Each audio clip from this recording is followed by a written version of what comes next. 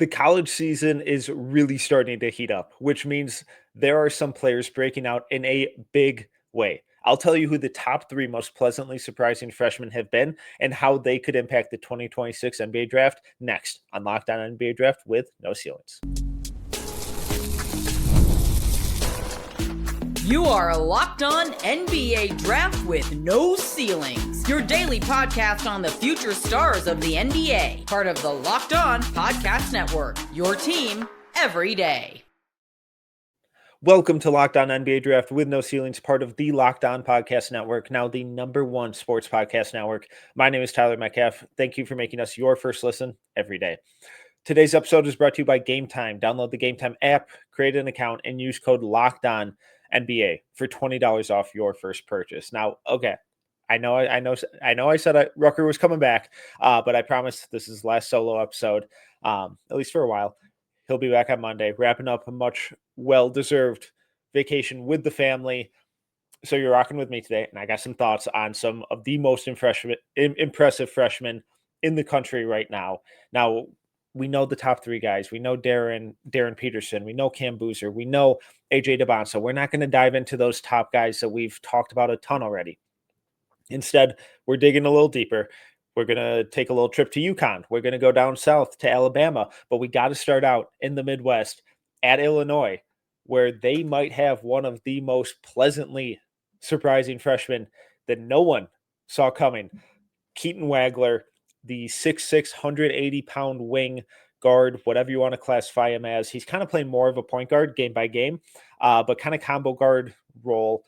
A little Ryan Rollins-esque to his game, but Wagler has been on a tear so far this season. Now, he put up some big numbers really early, right away, but they were tune-up games, and it's like, all right, take it with a grain of salt. You don't want to overreact too much because Illinois is a big-time program. They got a ton of talent, so it's not totally shocking that they have a freshman come in and put up some big numbers early.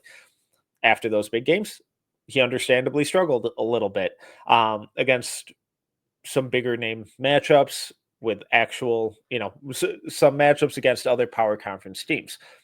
Again, not totally shocking, not an indictment, but it's like, all right, maybe this is more of a second-year guy. And when I say struggle, is just the production wasn't there. The work rate, all that kind of stuff was still good. But now we're seeing stuff really start to click, really start to sink in with his game.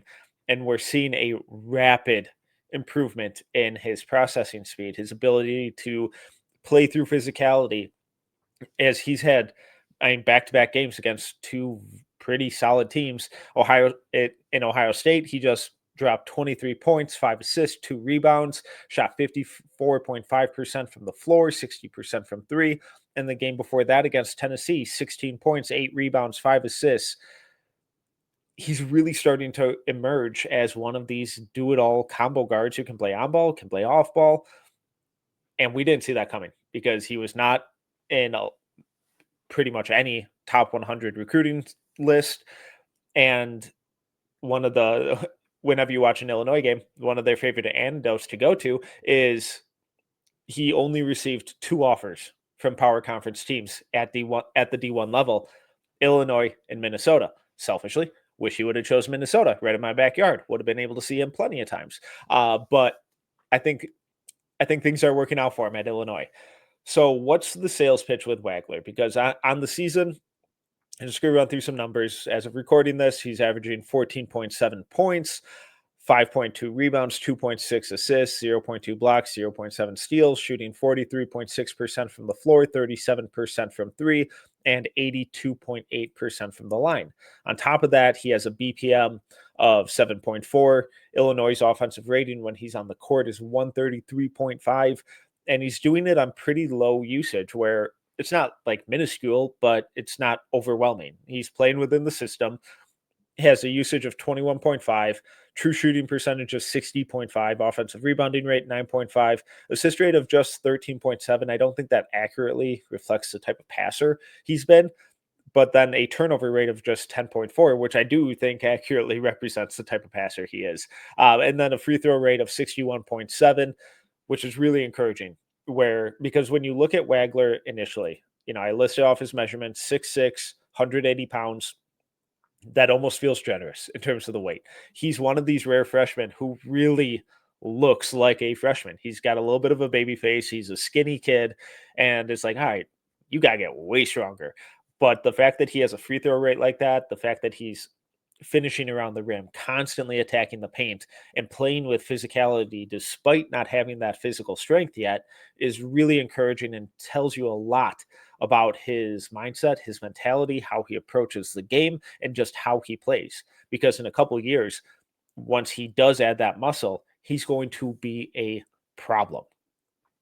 When he attacks downhill out of the pick and roll, out of isolation, he is a walking paint touch. He constantly gets to the middle of the defense, collapses, and can finish through contact, can pull up with mid-range jumpers. But what stood out the most, especially these last couple of games, is his playmaking versatility and how well he's seeing the floor. He's finding guys cutting back door, throwing lobs, kicking out to weak side shooters. It's a really, really impressive short-term development for him that speaks volumes to who he is as a player, how he sees the floor, and what his game could look like, not only in February and March, but 3 to 5 years down the line. Where if we're already seeing this type of growth from him, just imagine what a couple of more years of experience will do. And that's where the potential with him gets really, really exciting.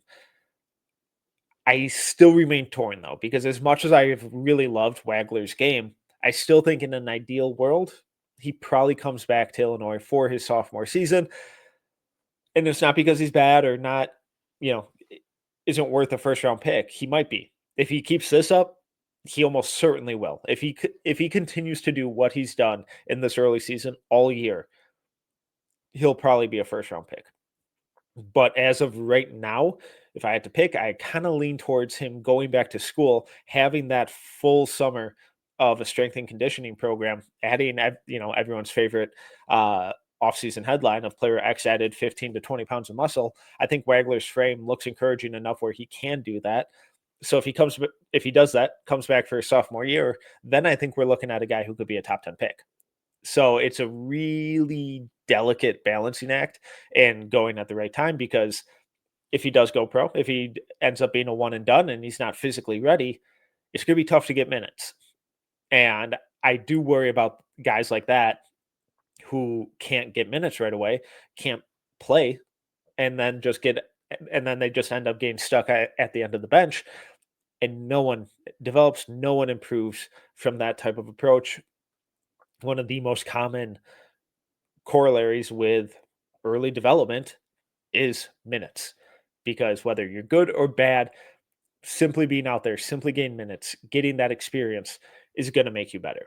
And that's my big concern with Wagler right now. And even concern sounds too dramatic, because he's passing at a really high level. He's shooting and scoring at a really high level.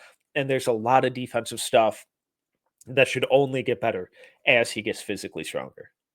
Well, someone who doesn't necessarily need to get physically stronger is a freshman out of Alabama, who we'll get to right after this. The World Cup is coming back to North America for the first time since 1994. And with 48 teams for the first time ever, it's going to be massive. But let's be honest, getting tickets is usually the hardest part. That's why the Game Time app is clutch, giving fans a real advantage when it comes to snagging seats. With Game Time, you can track price drops in real time, get alerts when great seats open up, and buy tickets the moment they hit the app. It puts the power back in your hands and makes going to the World Cup realistic instead of impossible. You pull up the app, and the layout makes it so simple to scroll through matchups and compare seat views. Pick a game, tap a section, and have your tickets locked and loaded within minutes. No confusion, no hunting for fine print. Take the guesswork out of buying World Cup tickets and every match, concert, or event with Game Time. Download the Game Time app, create an account, and use code LOCKEDONNBA for $20 off your first purchase. Terms apply. Again, download the app, make an account, and use code LOCKEDONNBA for $20 off. Swipe, tap, ticket, go. Game Time. New year, new systems. And this is the time when a lot of us look at the messier parts of running a business and think there has to be a better way. And there is. Today's episode is brought to you by Quo, spelled Quo, the smarter way to run your business communications. If you're ready to make your workday smoother and keep customers connected without the headaches, Quo makes upgrading your setup easier than ever. A streamlined system makes such a big difference when communicating with customers. Having calls, texts, and voicemails in one clean view keeps everything organized and helps you stay responsive. Make this the year where no opportunity and no customer slips away. Try Quo for free plus 20% off your first 6 months when you go to quo.com/LockedOnNBA. That's QUO.com/LockedOnNBA. Quo. No missed calls, no missed customers. All right. Now we're going down to Alabama, and they have a lot of really impressive talent, especially on the wing spot. And if you asked me who I'd be talking about in this situation a month ago, I would have told you London Jemison, obviously, no questions asked. And he's starting to emerge a little bit, starting to get some minutes. But unfortunately, well, not unfortunately, thankfully, we have someone else who has emerged in a way that I was not expecting this year. And that is the 6'8", 205-pound freshman from Green Bay, Wisconsin, Amari Allen, who every time I watch Alabama jumps off the screen. And it's simple, it's physical, it's consistent. It's not the flashiest stuff. It's not the overwhelming, sexy, flashy ball handling, step back threes type of stuff, but it's physical, it's reliable, it's really intelligent. And something that Wagler and Allen and our third prospect all kind of have in common is that they're not these overwhelming explosive athletes, which makes sense why they weren't necessarily the highest ranked recruits coming out of high school. A lot of the time when we look at those high school recruiting lists, the most explosive, most powerful athletes are towards the top. I get it, because they're the ones who stand out and no one, especially at the high school level, can contain them. So they're able to just generate an insane amount of production purely from their physical skills.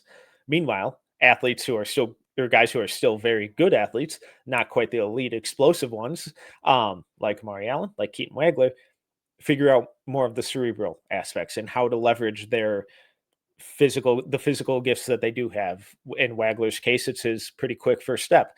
In Amari Allen's case, it's his strength and his physicality and willingness to play physical and willingness to play slow to play fast. So on the year, Allen is averaging 10.9 points, 7.7 rebounds, 3.7 assists, 1.1 steals, 0.8 blocks, while shooting 46.7% from the floor, 36.1% from three, 65.2% from the line. Don't love that number, but it's a work in progress. He also has a BPM of 8. Alabama has an offensive rating of 122.8 when he's on the court. He has a defensive rebounding rate of 20.6. And then this is my favorite, especially at his size, at 6'8", assist rate of 19.7 and a turnover rate of just 13.6, along with a block rate of 2.5, steal rate of 2.1. It's a smattering of a little bit of everything, being effective, making winning plays across the board, and just doing all of the little stuff at an extremely high level. This is the kind of stuff that we don't typically see from freshman role players. Typically, with freshman role players, we see them spotting up in the corner or being purely a screener and rim runner and drop coverage guy. Coaches typically try to make life as simple as possible for freshmen outside of the elite few. That hasn't been the case with Allen, though. Every single game, he gets to do a little more. And his game and offensive freedom continues to grow a little bit more. And that's something that I really love about how Nate Oates coaches, is that obviously there's a high pace, high ball movement. Everything's at the rim or from three. Produces really high scores, really high flying action. It's a lot of fun. But also he rewards guys for producing. If you execute what he's asking of you, if you play within the offense, if you elevate the play of those around you, you're going to get to do more. If he sees skill sets in you, he's not going to just throw you in the corner and hide them. He's going to find ways for you to unlock them. And that's what he's been doing with Amari Allen. As Allen's been really good pushing in transition, and just his all around physicality has been so impressive. Like, especially in this Clemson game, the way that he got to the middle of the floor, got downhill, just shed off defenders, and really used his 6'8", 205-pound frame to his full advantage. He knows how big he is. He knows exactly how strong he is. And he leverages it in a way that a lot of freshmen take some time to figure out, especially when jumping up from high school to college. There's typically a big learning curve there. Allen hasn't had any of that, really. I mean, sure, there's some here and there, but in totality, it's been about as smooth of a transition as you could possibly ask for. And then on the defensive end, he's so smart, and the rotations are on point. His size gives him a ton of versatility with who he can guard and when he can guard them. And he's communicating constantly, navigating screens, sitting down in a stance, defending on ball. And again, using that strength to be really, really disruptive. And that's what I love about him, because it's power, it's physicality, but not in a way where it's like, all right, that's all you have to your game. Mm, okay, that's not going to translate. But it's the kind of physicality that we see translate with guys who are day one ready in the NBA. I'm not necessarily saying Allen's day one ready today for NBA play, but having the requisite physical strength to at least get on the court is gonna do wonders. And if Allen keeps this kind of stuff up, being a jack of all trades, being that Swiss Army knife, whatever other cliche you want to throw in there, it wouldn't be shocking if once that withdrawal deadline comes and goes, his name is still in the draft pool, because his two-way impact, his IQ, his offensive versatility is really, really fascinating. The big question is, can the shooting hold up all year? I noted the free throw percentage. What was it at? 65.2%. That's not good. Don't love that a whole lot. But it's on 2.6 attempts per game. So, volume is still relatively low. He's only taken 23 on the season, but 36.1% from three. That's a big number too, because he's taking 4 threes per game, really encouraging volume. If he can maintain a 3-point percentage above 35, preferably higher than what it is now. We always like good shooters, but if those free throw numbers can steadily start to rise and the 3-point shooting numbers at least maintain, it's going to be really encouraging. If they start to plummet, if they start to fall off, we may need to have a different discussion. He may end up being a sophomore breakout guy, but regardless, Allen's two-way play is so much fun.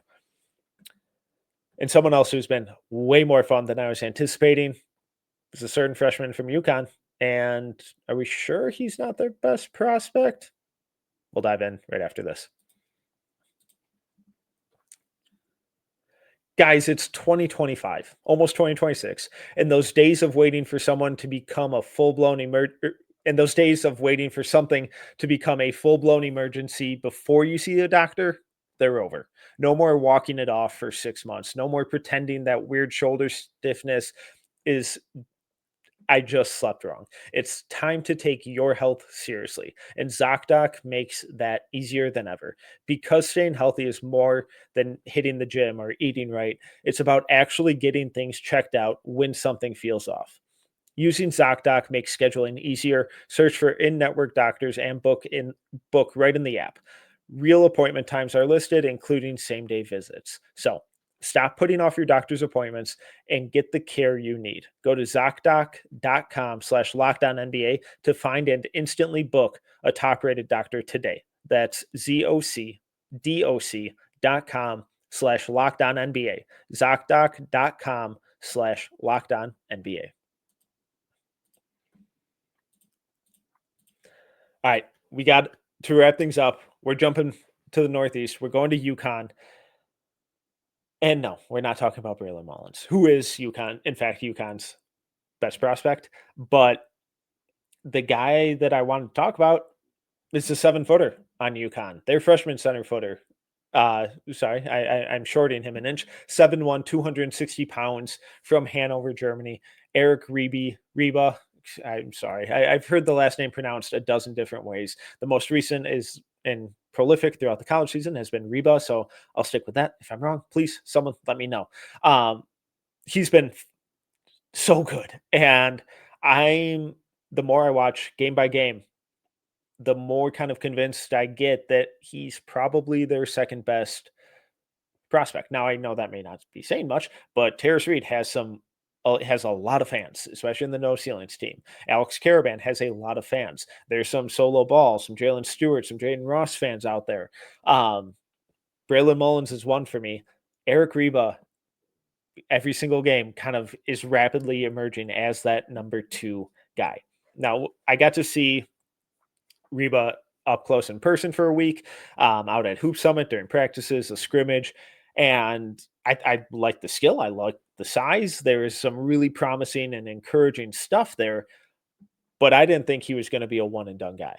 I thought his sense of physicality needed to improve, and there were flashes, but he just looked timid. He looked out of place. He looked uncomfortable. That hasn't been the case, especially this last week or two. He has been really, really solid. And at first, his raw box score averages don't necessarily scream that. 9.6 points, 4.6 rebounds, 0.3 assists, 1.3 blocks, shooting 64.6% from the floor, 37.5% from three, and 56.3% from the line. But when we look at some of his tendency stuff, the 7'1" freshman has a BPM of 7.6, an effective field goal rate of 66.9, offensive rebounding rate 8.8, defensive rebounding rate 18.6, turnover rate just 12.6, block rate of 7.8. Those are numbers I really, really like. And what constantly stands out with Reba's game, let's start on the offensive end. I thought he was going to be kind of purely a floor spacer. I thought that they were going to try and play him and Terrace Reed out there at the same time. We haven't really seen a ton of that yet. I still think it's kind of a fun option to go to, but my guess is they don't totally trust him from out there yet. UConn hasn't, at least in the Hurley era, hasn't typically leaned into allowing their bigs shoot a ton from outside. They may get a couple here and there, but you really have to earn it in that system, and understandably so. But I thought they would try and play that twin tower look a little bit, just to be totally imposing on the glass and the defensive end as well. But when Reba's been out there, what he's shown is a totally different look than what Terrace Reed brings to the table. Because when Reba is the primary screener and playing in that pick and roll action, there's so many different ways that he can execute and dissect the defense. Pick and pop, legitimate option. Short roll, low floater game. He really needs to improve with his passing reads out of those situations. The assist rate is super low, less than half an assist a game. Assist rate is just 3. So on offense, he's been purely a play finisher, but a versatile one. There's some fun rim running stuff there. He's got a couple pretty slick post moves where he's turning over his shoulder and finishing with his really soft scoring touch. So there are really encouraging signs. And at that base level of being that versatile play finisher, that provides a ton of value on the offensive end. And then defensively, that's where the pleasant surprise for me has been. Because I'm going to use a harsh word here, so kids, cover your ears. I was a little concerned that he might have been too soft to survive Big East play. He put that concern to bed. Now, he's not the most physically imposing guy out there. He'll get moved from time to time, but he's not shying away from contact. The confidence and aggressiveness looks so much better than what I saw in person at Hoop Summit. The rim protection's been really good, especially from a weak side help standpoint. Just his size rotating over from that opposite block is so impactful. On top of that, he's been great on the glass. He can move his feet a little bit in space. He's pretty good defending in space too, when he can keep the ball handler to one side and he doesn't have to flip his hips like most guys his size. When he has to start doing that, he can get exposed a little bit. But when he can just funnel them wherever he wants to go, he's really good at using his length to stay attached, to be disruptive. I had absolutely zero expectations of Eric Reba being a one and done prospect. And I'm not saying he should be. There's still a lot of time, still a lot of basketball left to be played. But so far, I would argue that he's UConn's second best NBA prospect, not their second best player this year, but long term, I think he could very, very easily be the second best pro on this UConn team. All right, that's where we'll end it. If you haven't watched these guys yet, I highly recommend. They're on three of the best teams in the country, so you're not going to have to dig deep and scrape the bottom of the barrel to find games for these guys. But next time you watch Amari Allen, they got Arizona this weekend on Saturday night. We'll be doing night shift over on the No Ceilings YouTube channel. Make sure to check that out after the game. But Alabama, Arizona, that's going to be a really fun matchup. Keep an eye on Amari Allen, see how he impacts the game. Keaton Wagler has been fantastic for Illinois. Eric Reba has been fantastic and way more reliable than I anticipated for UConn.